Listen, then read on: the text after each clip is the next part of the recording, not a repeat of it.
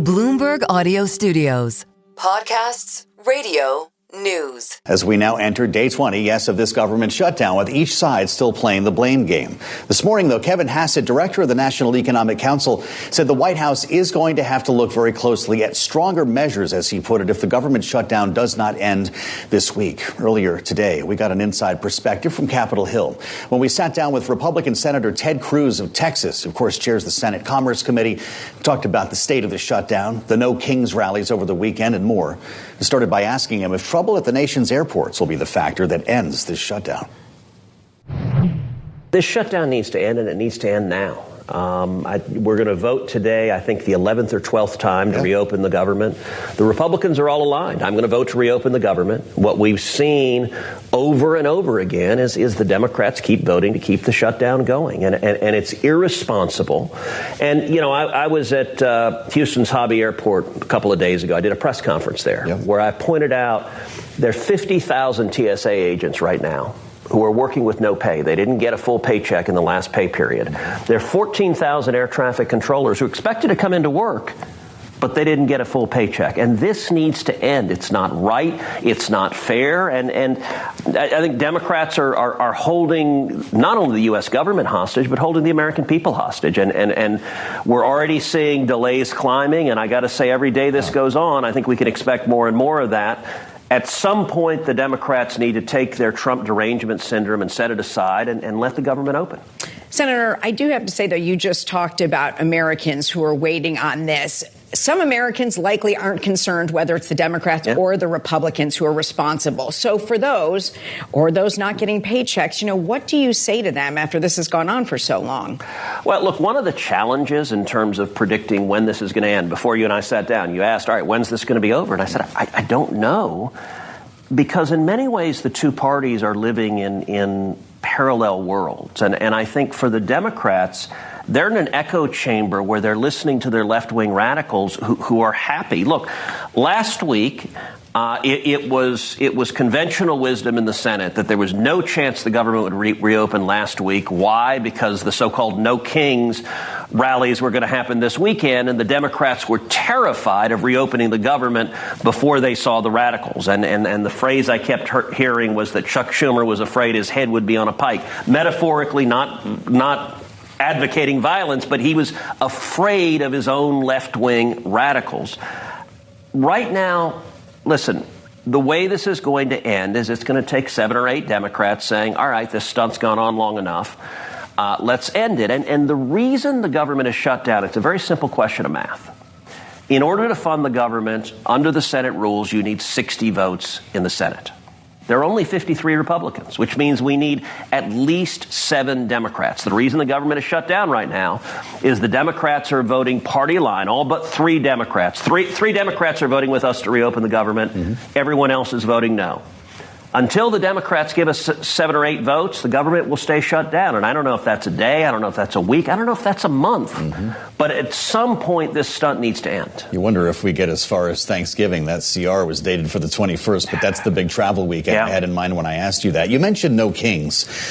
Pretty incredible optics from over the weekend and the number of cities involved. We're told that it was some 7 million people. And I know that there was a lot of talk and concern ahead of these that there might be rioting, that violence could break out. Were you encouraged to see them be peaceful? Listen, I was glad that there were not significant acts of violence. That's certainly a positive development. We've seen other rallies, the Black Lives Matter and Antifa rallies that turned into violent riots that resulted in a lot of people being injured, stores looted, police cars firebombed. During COVID. During COVID. Yeah. So I was grateful that these did not play out that way. I got to tell you, the total number there I'm a little skeptical about. I think those estimates are coming from the organizers, and we've at least seen, up in Boston, Massachusetts, Elizabeth Warren tweeted out this incredible video of a ton of people gathered and said, look at all the people that came out for No Kings. The only problem is the video she sent out was from 2017, not from now. So I'm skeptical as to the numbers. I'll tell you, though, look, what I have been laying out, this protest was not organic. Actually, my podcast today, I do a podcast every week, Verdict with Ted Cruz. today's podcast is actually bringing the receipts that these protests, they were not organic. One of the things that was striking is they were almost all old white people. They're basically boomers in mass, which was fairly amazing.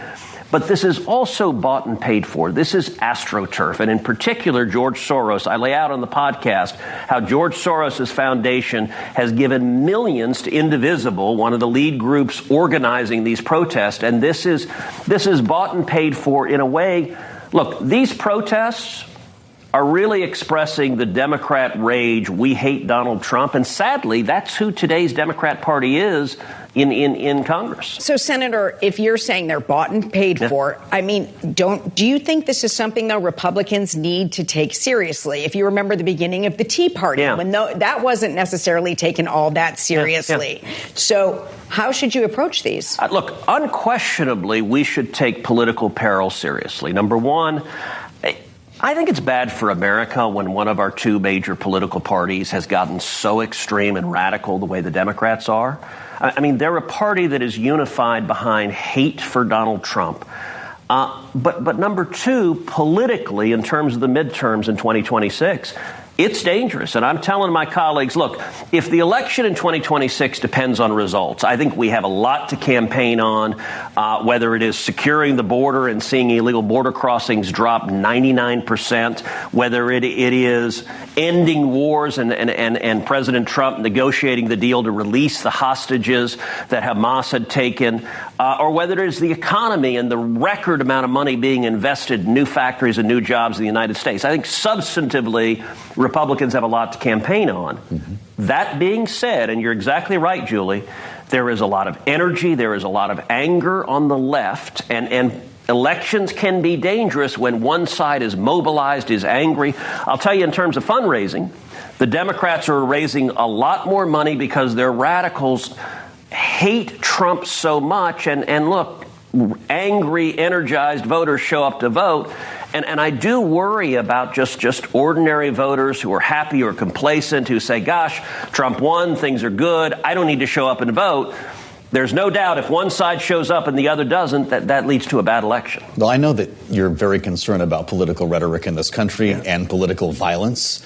The comments that you made following the suspension of Jimmy Kimmel made some pretty heavy rounds because you were seen as a bit of a contrarian in that case. And you've got a piece of legislation, a jawboning bill, that's up before the Senate right now. Is that, you look at the different ends of the political spectrum and they come around eventually. Is that a different version of a no kings bill? No, I think it's very different. Let's be real clear. I believe in free speech. It was Donald Trump, though, who led to Jimmy Kimmel coming off the air, and you were the one who called him out for it. Well, to be fair, it wasn't Donald Trump. It was Brendan Carr, the chairman of the FCC. And I realized there were ratings issues and everything else. But do you see the connection I'm trying to make? Yeah, listen. I disagreed with Brendan Carr's comments, and I actually did an entire podcast laying out that government should not be threatening to strip the license away from a media outlet to remove someone they dislike. Now, to be clear, it wasn't Brendan Carr who invented this process. During the Biden administration, the Biden FCC was talking about stripping away Fox News' license. And by the way, I led the fight against that. I'm the chairman of the Senate Commerce Committee, which has jurisdiction over the FCC. And I led the fight to say, no, just because you don't like what Fox News is saying, the federal government doesn't get to strip their license away. And so when this FCC mentioned that as a possibility, I thought it was important to say, look, government should not be in the business of censoring, whether I agree with the speaker or not. And so I'm introducing legislation, jawboning legislation, that would, number one, make it illegal for the federal government to do what the Biden administration did widely, which is pressure private organizations, pressure big tech to engage in censorship.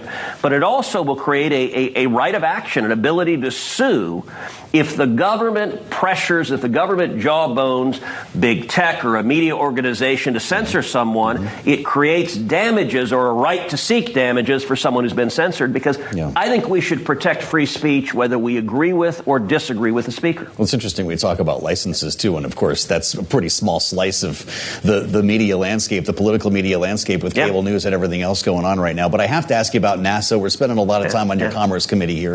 And Bloomberg is reporting, and we heard from Sean Duffy earlier today, that the Artemis contract may be going up for bid, that there might be other companies other than SpaceX involved here. Is that the answer that's needed to finally get America back to the moon?